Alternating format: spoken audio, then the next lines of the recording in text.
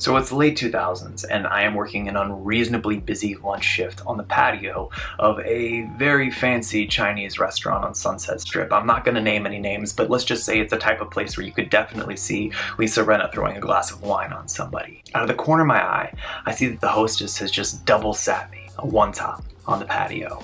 Now this is the type of thing that would totally set off a novice server, but for a dusty veteran like myself, I understand that ingrained in all of us, there is a hierarchy of restaurant seating, and it goes something like this. At the very top, you have the patio. Underneath that, it's booths, then half booths, open floor seating, then the bar. At the very bottom of the list, you have the bar high top. Nobody wants to sit there. No matter how hard the hostess may have tried to seat this patron inside, there's something inside of all of us that tells us that that General Tso's chicken is just going to taste a little bit better sitting at a wobbly table on a 95-degree patio.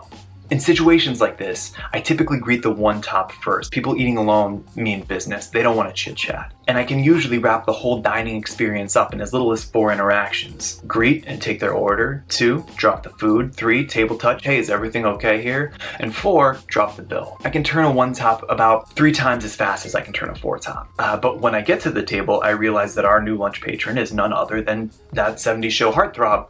No, the other one. Topher Grace. Now, given the location of the restaurant, celebrity sightings were nothing new.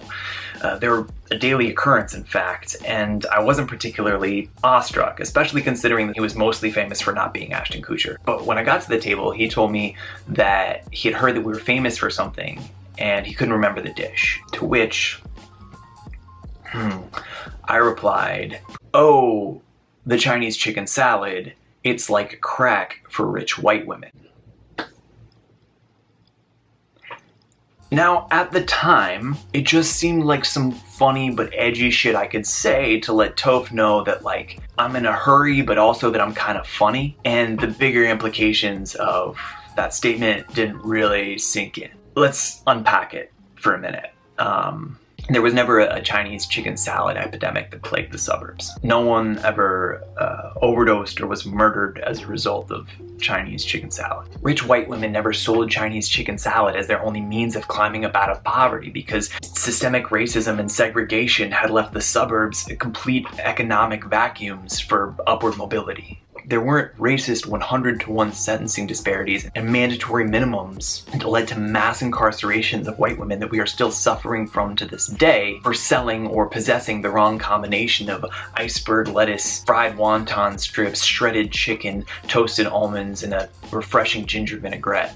Shit, the US government never legally sold arms to Iran in order to fund Nicaraguan Contras and turn a blind eye as they shipped plane loads of Chinese chicken salads direct into AYSO meetings in Westlake Village. It was a insensitive and stupid thing to say, and I wish I hadn't. What I should have said was, hey Toph, if you're looking for a lunch that'll leave you feeling satisfied but not totally stuffed, I recommend the dish that shares your target demographic.